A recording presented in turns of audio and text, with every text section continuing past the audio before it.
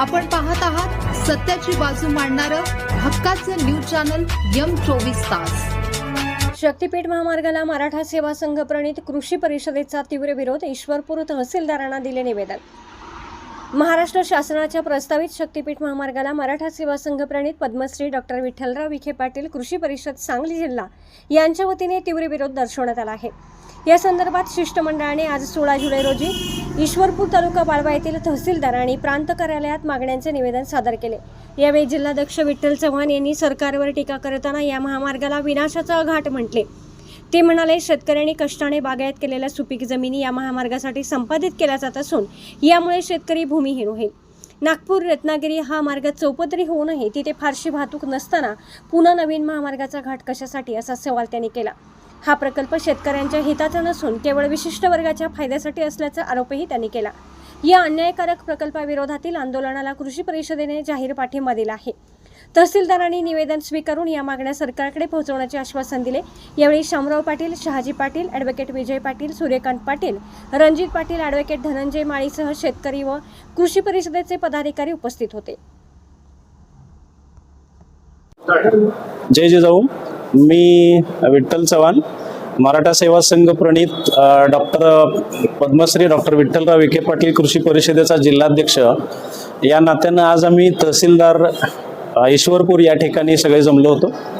तर मराठा सेवा संघ आणि त्याचे इतर कक्ष, त्या कक्षापैकी एक जी कृषी परिषद आहे, ह्या कृषी परिषदेचा जो महाराष्ट्र शासनाने शक्तीपीठ महामार्गाचा नवीन जो घाट गाठलेला आहे, ॲक्च्युअल हा विनाशाचा घाट आहे असं आमचं म्हणणं आहे। कारण ह्या सगळ्या शक्तीपीठाला सुरुवातीपासून शेवटपर्यंत बऱ्याच लोकांचा, सगळ्या शेतकऱ्यांचा, समाजाचा, विविध संघटनांचा ह्याला विरोध होत आहे।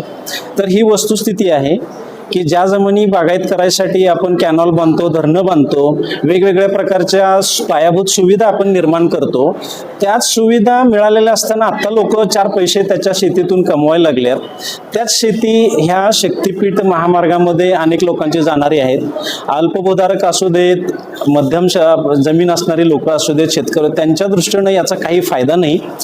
आजच्या घडीला नागपूर रत्नागिरी हा राष्ट्रीय महामार्ग पूर्वी सिंगल होता, तो आज 4 लाईनचा झालेला आहे। 4 लाईनचा रस्ता झाल्यानंतर देखील त्या रस्त्यावर एवढी वाहतूक जोरात नाही आहे, तो रिकामाच असतो। दुपारी जाऊन बघितलं, संध्याकाळी कधीही बघितलं तरी तेथून अपेक्षित उत्पादन त्यांना मिळत नाही।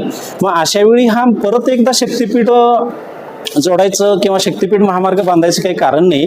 शक्तीपीठ बांधल्याने शेतकऱ्यांचं कल्याण होणार नाही, कल्याण वेगळ्या वर्गाचं, वेगळ्या लोकांचं होणार आहे।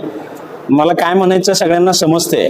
तर शक्तीपीठ बांधून शेतकऱ्यांचं कल्याण होणार नाही, हे सत्य आहे आणि आमचा सगळ्यांचा त्याला विरोध आहे। तर त्याच संदर्भातलं निवेदन देण्यासाठी मराठा सेवा संघाच्या कृषी परिषदेच्या वतीनं आणि आमच्या सगळ्या सहयोगी संघटनांच्या वतीनं आम्ही आज तहसीलदार मॅडमना निवेदन दिलेलं आहे। तर त्यांनी त्याचा स्वीकार केलेला आहे आणि ह्याचं हा मेसेज वरती पोहोचवतो असं आपल्याला आश्वासन दिले। धन्यवाद। नमस्कार।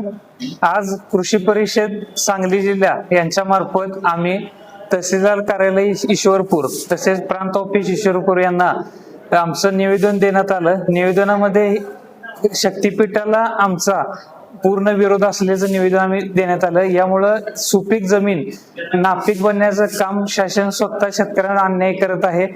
त्या मार्गाचा आमचा पूर्ण विरोध आहे। या आंदोलनास आमचा पूर्ण जाहीर पाठिंबा आहे। धन्यवाद।